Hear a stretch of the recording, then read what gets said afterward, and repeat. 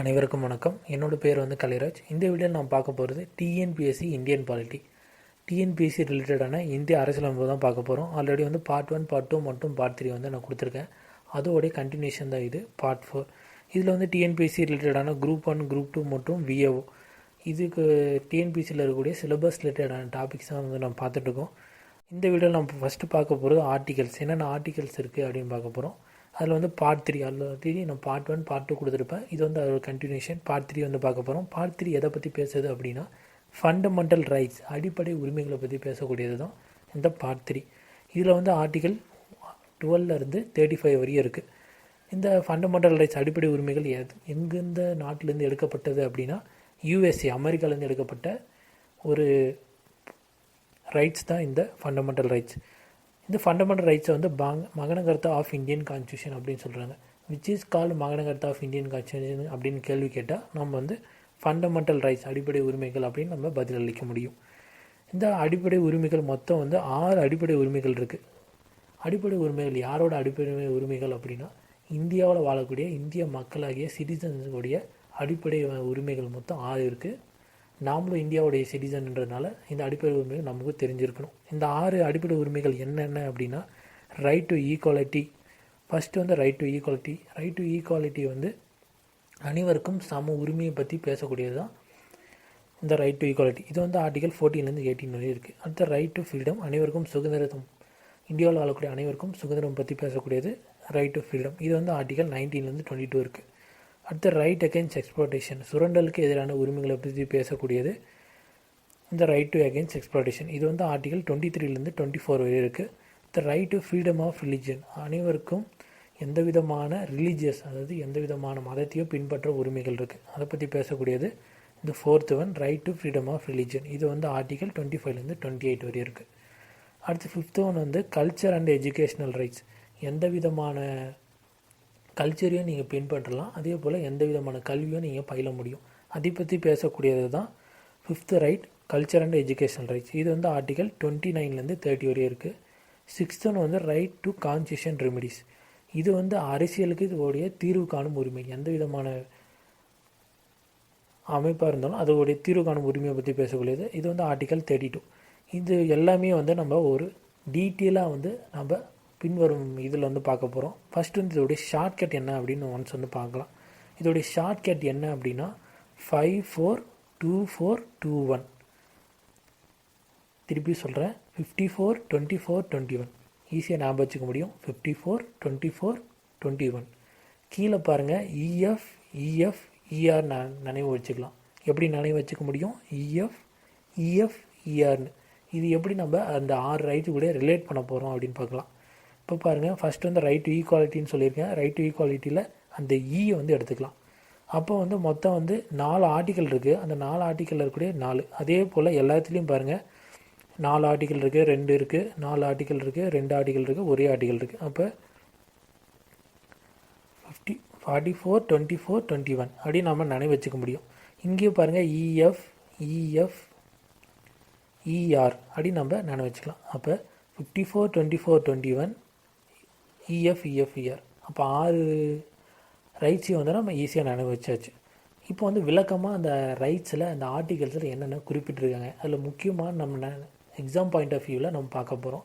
First part 3 fundamental rights தான் பார்த்துட்ருக்கோம். இது ஆர்டிகல் 12 35 வரை இருக்குது. ஃபஸ்ட்டு பார்க்க போகிறது ரைட் டு ஈக்குவாலிட்டி, அனைவருக்கும் சம உரிமை. இது ஆர்டிகல் 14 18 வரை இருக்குது. இது நான் ஆர்டிக்கல் 14 இருக்கேன் 18 சொல்கிறேன் அப்படின்னா நான் சொல்ல உங்களுக்கு எளிமையாக புரியும். இதோடைய ஷார்ட்கட் என்ன அப்படின்னா LPG அவுட் அப்படின்னு ஞாபகம் வச்சுக்கோங்க. ரைட் டு ஈக்குவாலிட்டினா என்னென்னு சொல்லியிருக்கேன், அனைவருக்கும் சம உரிமை. இதை ஷார்ட்கட் LPG அவுட். எல்லாருக்கும் சமமாக LPG கேஸ் கிடைக்கணும். அப்படி கிடைக்கலனா அவுட் ஆயிரும் அப்படின்னு ஞாபகம் வச்சுக்கோங்க. LPG out AU AT. இதை ஞாபகம் வச்சுக்கோங்க. ஒவ்வொரு லெட்டரும் முக்கியமானது ஷார்ட்கட்டில். ஷார்ட்கட் எப்பயுமே ஒரு ஃபன்னியான ஒரு விஷயத்தை ஞாபகம் வச்சுக்கிட்டோம்னா எளிமையாக எக்ஸாம் பாயிண்ட் ஆஃப் வியூவில் நம்ம ஈஸியாக அங்கே நினைவு கொண்டு வர முடியும். First article 14. ஆர்டிகல் 14 எதை பற்றி சொல்லுது? Rule of law, equality before law, சட்டத்தின் முன் அனைவரும் சமம். அதை பற்றி சொல்லக்கூடியது தான் ஆர்டிகல் 14. இந்த ஆர்டிகல் 14 எங்கேருந்து எடுத்திருக்காங்க அப்படின்னா இதுவும் அமெரிக்காவிலேருந்து எடுக்கப்பட்ட ஒரு ஆர்டிக்கல் தான் இந்த ஆர்டிகல் 14. ஆர்டிகல் 14 அனைவருக்கும் சட்டத்தின் முன் அனைவரும் சமம் அப்படின்னு சொல்லக்கூடியது ஆர்டிகல் 14. எப்படி சட்டத்தின் முன் அனைவரும் சமம் அப்படின்னா, எந்த விதமான நீங்கள் பாதிப்பு ஏற்பட்டாலும் நீங்கள் வந்து சட்டத்தின் மூலியமாக தான் நீங்கள் வந்து தீர்வு காண முடியும். அனைவரும், அதாவது இந்தியாவில் இருக்கக்கூடிய அனைவரும் வந்து சட்டத்தின் மூலமாக தீர்வு காண முடியும் அப்படின்னு சொல்லக்கூடிய ஒரு ஆர்டிக்கல் தான் இந்த ஆர்டிகல் 14. அடுத்து ஆர்டிகல் 15. இந்த ஆர்டிகல் 15 எதை பற்றி பேசுது அப்படின்னா, right against discrimination of people, வேறுபாடை தடை செய்தல். அதாவது மக்கள் இடையே இருக்கக்கூடிய வேறுபாடை வந்து தடை செய்யணும் அப்படின்னு சொல்லக்கூடியது தான் இந்த ஆர்டிகல் 15. என்னென்ன வேறுபாடுகள் இருக்குது மக்களுக்கிடையே அப்படின்னா, ரிலீஜியஸ் மத ரீதியான வேறுபாடுகள், ரேஸ் இனம் ரீதியான வேறுபாடுகள், செக்ஸ் பாலின ரீதியான வேறுபாடுகள், பிளேஸ் ஆஃப் பர்த் பிறப்பின் ரீதியான வேறுபாடுகள். இதை பற்றி வேறுபாடுகளை வந்து தடை செய்யணும் அப்படின்னு சொல்லக்கூடிய ஒரு ஆர்டிகல் தான் ஆர்டிகல் 15. ஆர்டிகல் 16 எதை பற்றி பேசுது அப்படின்னா, create equal opportunity in government job. Government ஜாபில் ஈக்குவலான ஒரு ஆப்பர்ச்சுனிட்டியை க்ரியேட் பண்ணணும் அப்படின்னு சொல்லக்கூடியது ஆர்டிகல் 16. நாம் எல்லாருமே கவர்மெண்ட் ஜாபுக்காக தான் ட்ரை பண்ணிகிட்ருக்கோம். அந்த கவர்மெண்ட் ஜாப் ட்ரை பண்ணிகிட்ருக்கக்கூடிய நாம் ஃப்யூச்சரில் ஒரு கவர்மெண்ட் எம்ப்ளாயி ஆகுவோம். அப்படி நமக்கு வந்து ரொம்ப முக்கியமான ஒரு ஆர்டிக்கல் தான் இந்த ஆர்டிகல் 16. பின் வரக்கூடிய ஆர்டிக்கலும் ஆர்டிகல் 16ல் 4 நமக்கு முக்கியமான ஆர்டிகல். ஆர்டிகல் 16ல் 4 எதை பற்றி பேசுது அப்படின்னா, reservation in government job. Government ஜாபில் இருக்கக்கூடிய ரிசர்வேஷனை பற்றி சொல்லக்கூடியது, அதாவது இடஒதுக்கீடை பற்றி சொல்லக்கூடியது ஆர்டிகல் 16ல் 4. இந்த ரிசர்வேஷனில் நமக்கு முக்கியமாக தெரிஞ்சிருக்க வேண்டியது என்னென்ன அப்படின்னா, 1953 ரிசர்வேஷனுக்காக, அதாவது இடஒதுக்கீடுக்காக அமைக்கப்பட்ட ஒரு கமிட்டி தான் காக்கா கேல்கர் கமிட்டி. இது வந்து ஃபர்ஸ்ட் பேக்வேர்ட் கிளாஸ் கமிஷன் அப்படின்னு சொல்லப்படுது.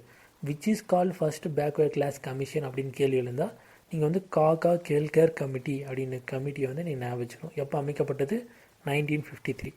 அடுத்து வந்து 1979 மண்டல் கமிஷன் அப்படி ஒரு கமிஷன் வந்து அமைக்கிறாங்க. இந்த மண்டல் கமிஷன் அதுதான் செகண்ட் பேக்வேர்ட் கிளாஸ் கமிஷன் அப்படின்னு சொல்கிறாங்க. ஆர்டிகல் 16(4) நம்ம முக்கியமாக நினைவு வச்சுக்க வேண்டியது 1953யும் 1979ம் Kaka Kalelkar committee, first backward class commission, 1979 உடைய மண்டல் கமிஷன். இது வந்து செகண்ட் பேக்வேர்ட் கிளாஸ் கமிஷன். அடுத்து வந்து நம்ம ஆர்டிகல் 17 வந்து பார்க்க போகிறோம். ஆர்டிகல் 17 எதை பற்றி பேசுது அப்படின்னா, abolition of untouchability. Abolition of untouchability அப்படின்னா என்னென்னா, தீண்டாமையை வந்து ஒழித்தல், தீண்டாமையை வந்து ஒழிக்கணும் அப்படின்னு சொல்லக்கூடிய ஒரு ஆர்டிக்கல் தான் ஆர்டிகல் 17. இந்த ஆர்டிகல் 17 வந்து எப்போ வந்து எடுத்துகிட்டு வந்தாங்க அப்படின்னா, அன்டச்சபிலிட்டி அஃபென்ஸ் ஆக்ட் மூலிமா 1955 எடுத்துகிட்டு வந்தாங்க. இதில் சில முக்கியமான வருடங்கள் இருக்குது. என்னென்ன ஆக்ட் வந்து இந்த அன்டச்சபிலிட்டி, அதாவது தீண்டாமைக்கு ரீதியான ஒரு ஆக்டெல்லாம் போட்டிருக்காங்க அப்படின்னு பார்க்கலாம். Protection of civil act 1976 protection of civil ஆக்டும், SC/ST prevention of atrocities act 1989. இது வந்து பின்னர் வந்து 2015 சேஞ்சஸ் வந்து மேற்கொண்டாங்க. எதில் சேஞ்சஸ் மேற்கொண்டாங்க அப்படின்னா, அட்ராசிட்டி ஆக்டில் சேஞ்சஸ் வந்து மேற்கொண்டாங்க. அடுத்து வந்து 2005 குடும்ப வன்கொடுமை சட்டம் வந்து எடுத்துகிட்டு வந்தாங்க 2005. இது வந்து நம்ம முக்கியமாக பார்க்க வேண்டியது. இந்த அபாலிஷன் ஆஃப் அன்டச்சபிலிட்டியில் நம்ம ஷார்ட்கட்டில் ஆல்ரெடி பார்த்துருக்கோம், LPG அவுட்டுன்னு. அந்த LPGயில் இருக்கக்கூடிய ஏவும் இந்த யூவும், அவுட்டில் இருக்கக்கூடிய AU, அதை வந்து நீங்கள் கொடுத்துருப்பேன், ப்ளூ கலரில் கொடுத்துருக்கேன், அதை வந்து நீங்கள் பார்த்துக்கோங்க. அடுத்து வந்து ஆர்டிகல் 18 வந்து பார்க்க போகிறோம். இந்த ஆர்டிகல் 18 எதை பற்றி பேசுதுன்னா, அபாலிஷன் ஆஃப் டைட்டில்ஸ். என்ன அபாலிஷன் ஆஃப் டைட்டில்ஸ்னால் என்ன அப்படின்னா, இந்தியாவில் கொடுக்கக்கூடிய மிக உயர்வான விருதுகள் மொத்தம் 4 இருக்குது. அது என்ன 4 உயர்வான விருதுகள் அப்படின்னா, ஃபஸ்ட்டு வந்து பாரத் ரத்னா, செகண்ட் வந்து பத்ம விபூஷன், தேர்ட் வந்து பத்ம பூஷன், ஃபோர்த் வந்து பத்மஸ்ரீ. இந்த 4 விருதுகளும் உயர்வான விருதுகள், இந்தியாவில் அளிக்கக்கூடிய உயர்வான விருதுகள். இதில் வந்து பாரத் ரத்னா இது வந்து ஃபஸ்ட்டு வந்து எப்போ கொடுத்தாங்க அப்படின்னா 1954 கொடுத்தாங்க. பாரத் ரத்னா முதல்ல கொடுத்த ஆண்டு வந்து 1954. ஏன் பாரத் ரத்னாவில் இருக்கக்கூடிய முக்கியமான நிகழ்வுகள் மட்டும் பார்க்குறோன்னா, இது வந்து TNPSCயில் வந்து அதிகமாக கேள்வி எதுலேருந்து எழுப்பியிருக்காங்களோ அது ரிலேட்டடான நோட்ஸ் வந்து நான் கொடுத்துருக்கேன். பாரத் ரத்னாவில் தமிழ்நாட்டை சேர்ந்த மொத்தம் 3 பேர் வந்து விருதுகளை வந்து அதிகமாக வாங்கியிருக்காங்க. அது யாருன்னா ராஜா, ராதாகிரி மற்றும் SV ராமன். அடுத்து first sports person, Bharat Ratna வாங்கக்கூடிய ஸ்போர்ட்ஸ் பர்சன் யார் அப்படின்னா, கிரிக்கெட்டை சார்ந்த சச்சின் டெண்டுல்கர், காட் ஆஃப் கிரிக்கெட்னு சொல்லுவாங்க. இது ஃபாரினர்ஸ், வெளிநாட்டில் இருக்கக்கூடிய 2 பேர் வந்து பாரத் ரத்னா வாங்கியிருக்காங்க. அது யாருன்னா, சவுத் ஆஃப்ரிக்காவை சார்ந்த நெல்சன் மண்டேலா மற்றும் கான் அப்துல் கபீர் கான். அடுத்து வந்து அதிகபட்சமான பாரத் ரத்னா வாங்கியிருக்கக்கூடிய மாநிலம் எது அப்படின்னா மகாராஷ்டிரா. இது வந்து நீங்கள் முக்கியமாக பார்த்துக்க வேண்டியது. அடுத்து வந்து ஆர்டிகல் 19 பார்க்க போகிறோம். இந்த ஆர்டிகல் 19 எதாவது சொல்லியிருக்காங்கன்னா ரைட் டு இன்ஃபர்மேஷன் ஆக்ட். இந்த ரைட் டு இன்ஃபர்மேஷன் ஆக்ட் 2005 வந்து கொண்டாந்தாங்க. இந்த ரைட் டு இன்ஃபர்மேஷன் ஆக்ட் உடைய ஷார்ட்கட் என்ன அப்படின்னு பார்த்தீங்கன்னா SAAMRP அப்படின்னு ஞாபகம் வச்சுக்கோங்க. SAAMRP அப்படின்னு ஞாபகம் வச்சுக்கோங்க. இந்த ஆர்டிகல் 19 மொத்தம் வந்து ஏலேருந்து எஃப் வரையும் இருக்குது. 19/A 19/B அப்படின்ட்டு. ரைட் டு இன்ஃபர்மேஷன் ஆக்ட் அப்படின்னா என்ன? ரைட் டு இன்ஃபர்மேஷன் ஆக்ட் அப்படின்னா என்னென்னா right to speech, right to assembly, right to form association or union, right to movement, right to residence, right to profession or trade in India. Right to ஸ்பீச்னா எல்லாரும் வந்து இந்தியாவில் இருக்கக்கூடிய அனைவரும் வந்து சுதந்திரமாக பேசக்கூடிய பேச்சுரிமை. ரைட் டு அசம்பிளி, எந்த விதமான கூட்டத்திலையும் நீங்கள் கலந்துக்கலாம், எந்த விதமான கூட்டத்தையும் நீங்கள் கூட்டலாம். அந்த ரைட்டு பற்றி சொல்லக்கூடியது right to assembly. Right to association or union, நீங்கள் ஒரு யூனியன் ஃபார்ம் பண்ணலாம், இல்லை ஒரு அசோசியேஷன் ஃபார்ம் பண்ணலாம். அதை பற்றி சொல்லக்கூடியது ஆர்டிகல் 19C. 19D எதை பற்றி சொல்லுதுன்னா ரைட் டு மூவ்மெண்ட். எங்கே வேணால் இந்தியாவில் வந்து எங்கே வேணால் நீங்கள் வந்து இந்தியாவில் சுற்றுப்பயணம் மேற்கொள்ளலாம், உங்களுக்கு எந்த விதமான தடையும் கிடையாது. அதை பற்றி சொல்லக்கூடியது ஆர்டிகல் 19D. 19E எதை பற்றி சொல்லுதுன்னா ரைட் டு ரெசிடென்ஸ். இந்தியாவில் நீங்கள் எங்கே வேணால் போய் தங்குற முடியும், அதோடைய சுதந்திரம் பற்றி சொல்லக்கூடியது ஆர்டிகல் 19E. 19F எதை பற்றி சொல்லுதுன்னா right to profession or trade in India. இந்தியாவில் உங்களுக்கு விருப்பப்பட்ட நீங்கள் ஒரு ப்ரொஃபஷனை வந்து தேர்ந்தெடுத்துக்கலாம். அதே போல் இந்தியாவில் எங்கே வேணால் நீங்கள் வந்து ட்ரேட், அதாவது வணிகம் செய்ய முடியும். அதை பற்றி சொல்லக்கூடியது தான் இந்த 19 19F.